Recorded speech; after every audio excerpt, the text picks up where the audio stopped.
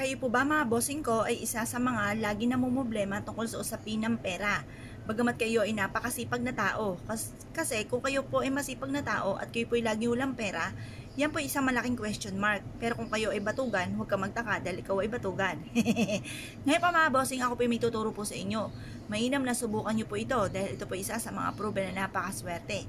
Kailangan lamang po natin ng dahon ng tanglad at ganun din po ng kaunting asin. Ngayon po mga bossing, kasi ang tanglad ay isa sa mga subok na napakaswerte. Maging sa usapin ng halaman, swerte po yan. At ganoon din po syempre mga dahon po nito na pwede nating isabit sa ating pong bintana, sa ating pong pintuan upang sa ganoon maitaboy ang mga kamalasan at puro swerte ang dumating po sa buhay po ninyo.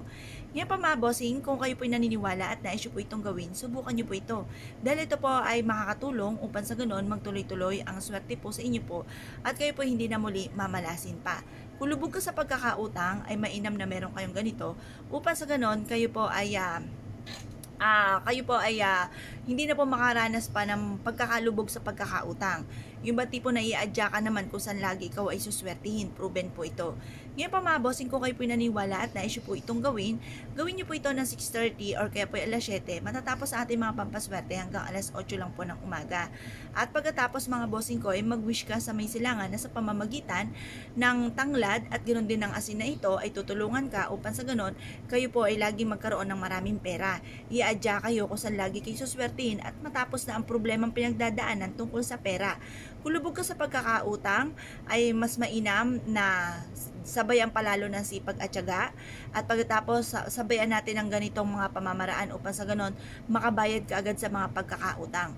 Kung ikaw po naman ay isa sa mga mananaya, mainam na meron ka rin ganito.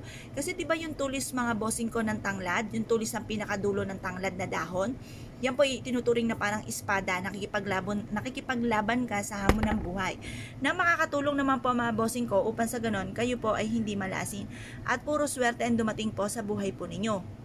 Ito po isa rin sa mga paborito ko. Pampaswerte rin po sa usapin ng negosyo para magkaroon kayo lagi ng malaking benta araw-araw.